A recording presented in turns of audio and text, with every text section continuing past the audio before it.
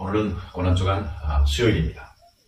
예수님께서 성전을 청결하게 하는 일, 이런 것과 같은 엄청난 일을 행하지는 않으셨습니다. 그래서 어떤 사람들은 이 수요일을 침묵의 수요일이다 이렇게 말하기도 합니다.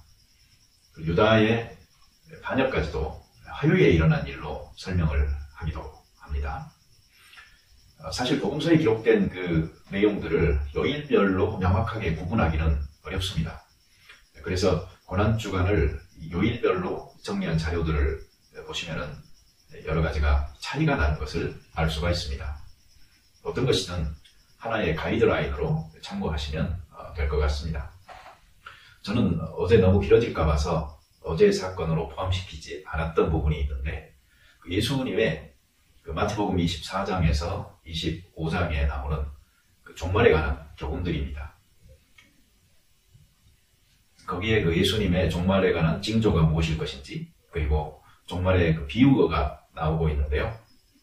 마리아가 예수님께 향유를 붓는, 다시 반복되어진 사건이죠. 이것과 더불어서 가룟 유다의 배신, 여기까지 하나로 묶어서 오늘 사건으로 설명을 드리고자 합니다. 예수님께서 조용하니까 이 마귀가 설친다고 해야 될까요? 제사장과 서기관들이 모여서 예수님을 어떻게 해칠 수 있을까를 모의합니다. 그래서 수요일을 음모의 날이다 이렇게 말하기도 합니다. 또 가룟 유다가 예수님을 팔기로 작정을 하고 그들과 모의했다고 해서 배반의 날이다 이렇게 말하기도 하고요. 또 옥합을 깨뜨려서 예수님의 장사를 준비한 이 마리아의 사랑의 헌신과 비교하여서 대조적으로 사랑과 배신의 날이다 이렇게 설명하기도 하는 날이 바로 오늘 수요일입니다. 종교 지도자들은 예수님을 미워했죠. 두려워했죠. 그래서 한결같이 예수님을 어떻게 하면 해야 할까를 생각을 해왔는데, 이것은 아주 일찍부터 시작이 되어졌어요. 이 마가복음 11장 18절에 보면은 대제사장들과 서기관들이 듣고 예수님을 어떻게 죽일까 꾀했다라는 설명이 있고요. 그 이유를 어떻게 말을 하냐면, 사람들이 예수님의 교훈을 듣고 놀랍게 여김으로 그를 두려워합니다 이렇게 설명을 하고 있습니다. 여기서 죽이려 했다라는 부분을 영어에서는 destroy라는 말을 썼어요. 사실 어감적으로 본다면은 아주 강한 최고치의 미움, 그것을 드러낸 것이다 라고 볼 수가 있습니다. 당시 유대의 종교 지도자들이 모여있는 그 최고의 회의체, 그것을 산헤드린이라고, 공회라고 했습니다. 이 공회라는 곳은 72명으로 구성이 되어져 있었습니다. 그런데 제사장이 24명, 그리고 서기관이 24명, 그리고 각 지파의 장로들 24명, 이렇게 구성이 되어져 있었습니다. 실제적인 유대 사회를 통치하는 결정들을 내릴 수가 있었고요. 심지어는 사형까지도 판결을 내릴 수 있는 단체였습니다.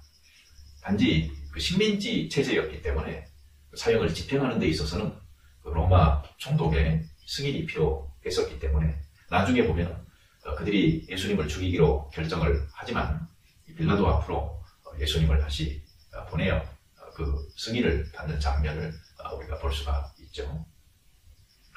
이 마태복음 24장, 25장에 기록된 종말의 징조와 이 종말의 비유는 사실 한 구절 한 구절들이 너무나 주옥 같아요. 그래서 이것들을 본문을 삼아서 설교를 한다고 해도 정말 끝이 없을 정도로 압축되어진 예수님의 교훈들입니다. 그러면 너무 길겠죠. 그러니 이 주된 내용은 말세, 재림, 종말에 가는 것이다 이렇게 이해를 하고요. 예수님이 언급하신 이 종말의 징조들이 있습니다. 그것은 가짜 그리스도가 나타날 것이고, 전쟁이 일어날 것이고, 기근과 지진이 있을 것이고, 그리고 거짓 선지자가 일어날 것이다. 불법이 성하고 사랑이 식을 것이다. 큰 환난이 있고 그리스도가 재림한다. 이런 내용들이죠. 그러니 항상 경성하여 깨어 있어라. 이렇게 요약된다고 볼 수가 있겠습니다. 여기에 등장하는 유명한 그 세 가지 비유가 있습니다. 열처녀 비유, 달란트 비유, 그리고 양과 염소 비유. 너무나 유명하죠. 이 세 가지로 예수님께서는 종말에 우리가 어떤 자세를 가져야 하는가를 아주 명확하게 실제적으로 잘 가르쳐 주셨습니다. 어제 우리가 살펴봤던 그 유대 교권주의자들에게 주셨던 그 세 가지 비유가 있었죠. 두 아들, 그리고 악한 포도원 농부, 그리고 혼인잔치. 이 세 가지 비유와 좀 대조하면서 하나로 묶어서 기억하시는 것도 좋은 방법일 것 같습니다. 재림이 있고 종말이 있습니다. 우리는 뭔가 선택을 해야 되죠. 준비하든지 말든지, 깨어있든지 자든지. 사실 이것은 크리스천 개개인의 태도이기도 하지만 교회의 태도인 것이고, 이것이 바로 종말에 우리가 어떤 자세로 신앙생활을 하느냐의 문제인 것입니다. 마치 이 수요일이 사랑과 배신의 날이다 이렇게 불리우고 있는 것처럼, 그리고 이 장면을 통해서 우리가 마리아의 사랑과 헌신과 가룟 유다의 배신이 대조되어 있는 것처럼, 이 말세의 때를 살아가는 우리들이 어쩌면 이 두 사람의 대조된 모습처럼 살 수도 있고, 또 그렇게 생활하는 것이 이렇게 눈에 보일 수도 있는 것입니다. 그러니 하나님 앞에서 우리가 하나님의 마음도 알아야 되겠고, 또 이 시대적인 때도 잘 알아서 우리의 신앙의 경성함을 채찍질하여서 살아가는 우리가 되어졌으면 좋겠습니다. 하나님께서 이 고난주간을 마지막 중간에까지 이르러면서 경건한 삶을 연습하고, 또 크리스찬으로서 가져야 될 삶의 자세를 돌아보는 귀한 성도님들, 하나님께서 깊은 사랑으로 초청하여 넓은 은혜를 여러분들에게 허락하여 주시기를 소망합니다. 이 기간이 마치면서 우리 모두가 하나님 앞에서 새로운 마음의 자세로 신앙생활을 다시 출발하는 귀한 계기가 되기를 소망합니다. 여러분 축복합니다. 감사합니다.